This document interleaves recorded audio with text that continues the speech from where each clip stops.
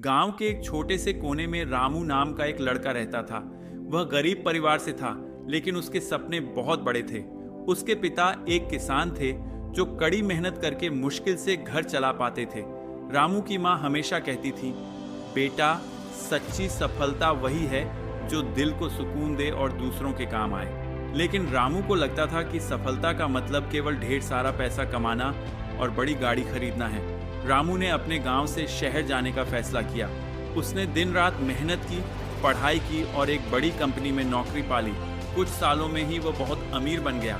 उसकी अपनी गाड़ी थी, बड़ा घर था, लेकिन फिर भी उसे कुछ कमी महसूस होती थी।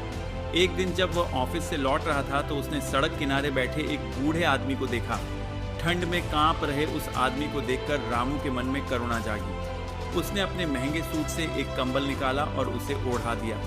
बूढ़े आदमी की आंखों में कृतज्ञता के आंसू थे। उस पल रामू को एक अलग ही खुशी महसूस हुई। उसी रात उसने अपनी माँ को फोन किया और पूछा, माँ, क्या मैं सफल हूँ?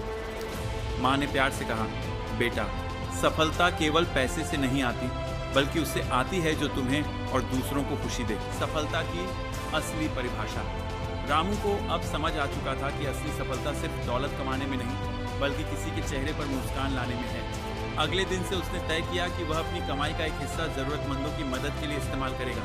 उसने गांव में स्कूल बनवाया और गरीब बच्चों को पढ़ाने लगा। अब जब भी वह किसी को मदद करता, उसे एक अनोखी संतुष्टि मिलती। उसे एहसास हुआ कि सफलता केवल बाहरी चमक धमक नहीं, बल्कि भीतर की खुशी और शांति का नाम है। सफलता का असली मतलब सिर्फ पैसा, शोहरत या ऊंचा ओहदा नहीं है।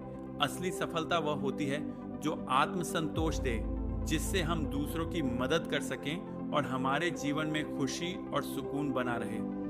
तो क्या आप भी असली सफलता की राह पर हैं?